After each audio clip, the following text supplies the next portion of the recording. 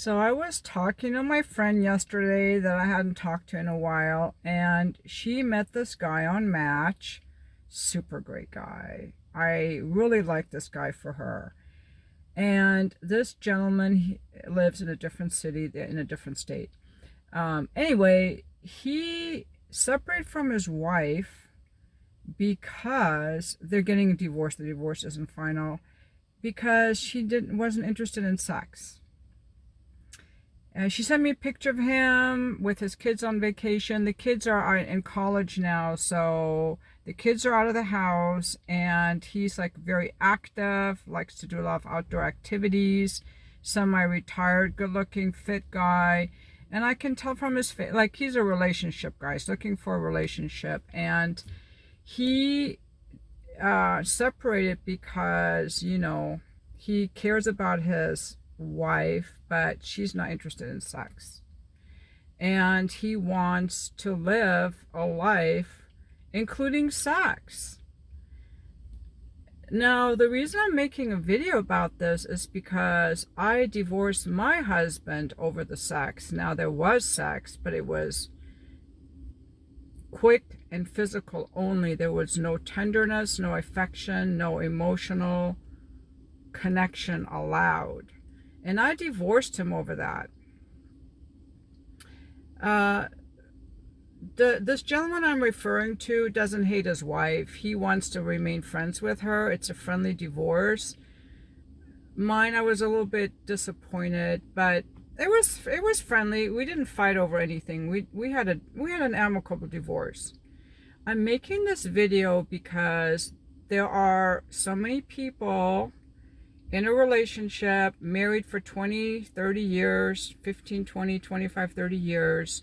The kids are grown, and these people have a vitality in them, their sexual vitality. That sexual vitality is a life force that wants to express itself. In many people, it has been blocked, stifled, repressed, and shamed out. Either from something that happened in childhood, in my opinion. They were told sex is bad, some religious shaming, some kind of abusive situation. So their natural desire to be intimate with someone has been suppressed and hurt and blemished. Now they get into a relationship with someone, and this person is expected to basically suppress their life force too, because they made a promise to God, or they don't want to be superficial and divorce over sex, and they're trivializing the importance of sex. Sex to men, to that kind of man, and to me, it's a spiritual practice. It's an expression of myself. It's a physical expression of my spiritual nature. It's not a superficial thing, although people can make it superficial and they can hurt people with it. But it's an intimate, tender sharing of an erotic nature. And when I think about, there are so many people that are in a sexless marriage. When I say divorcing because of sex, I'm not talking about the quantity. I'm speaking of the quality of someone who wants to be with you, who knows how to be intimate and emotionally connected and physical and tender all. I wouldn't recommend getting divorced over the quantity. Like, if you need sex 4 times a day and your wife doesn't, you have a problem, okay? But I think that in a relationship, sexual connection brings people closer.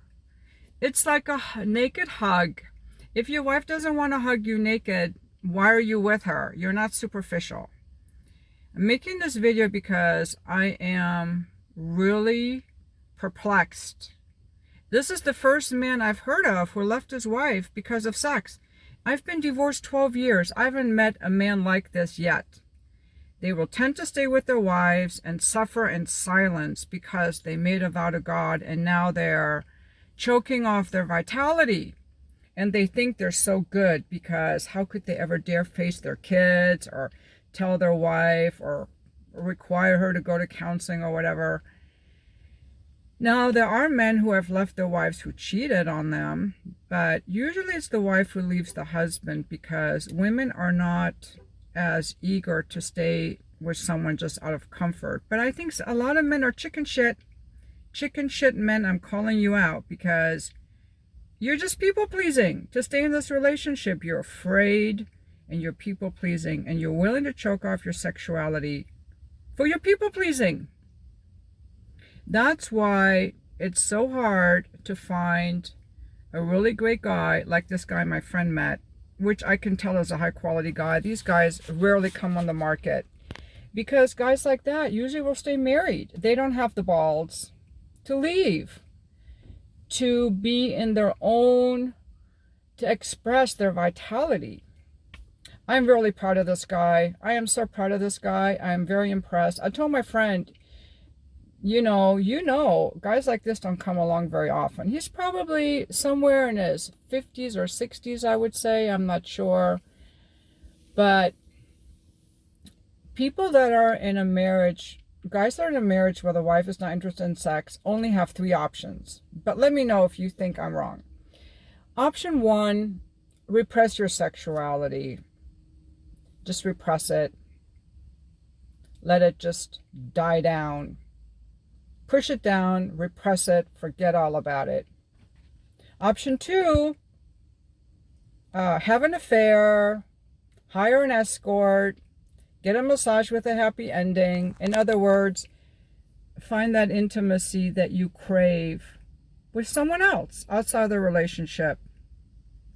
Option 3, get a divorce. Those are the options. Let's go over the pros and cons of each option.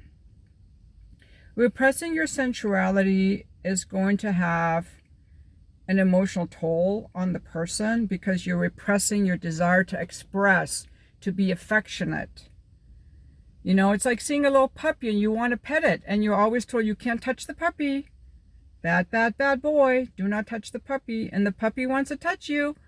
You have this natural desire and you have to push it down. So you're probably going to feel frustrated, angry, resentful in your relationship, hurt, rejected, cut off from your vitality because you can't express this part of you. It's going to suck. But you do it because you're a good boy. You made a vow to God. And the fact that your wife doesn't want to have sex with you and she won't do anything about it, you're willing to put up with that. You're a little bit of a simp. You're a little bit of a people pleaser. That's fine, but I really disrespect men like that. I think they should make the wife go to counseling or get the fuck out of there and get divorced. I sound very opinionated, but that's what I did. So that was option 3, get divorced. Now, some people are afraid of dealing with that. You got to split up your money. You have to tell the kids. Some people can't handle the scrutiny of that. So they'll stay and be a good boy because it's easier to repress their feelings than to leave. It's easier to just repress your feelings or leave, or get a massage with a happy ending, go see an escort, have an affair.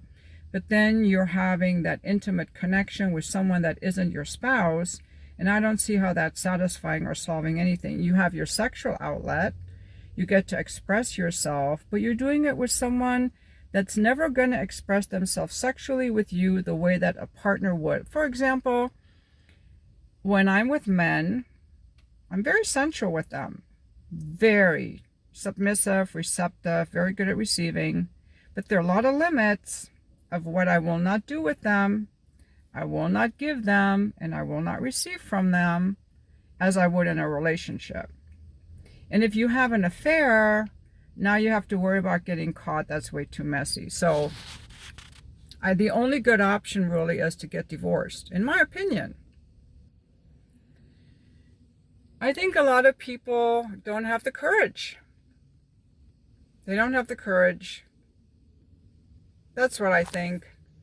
So I really, really admire this gentleman that my friend met on Match. I'm not on any dating sites. I don't want to be on any dating sites, but I really admire him because he took a stand for himself.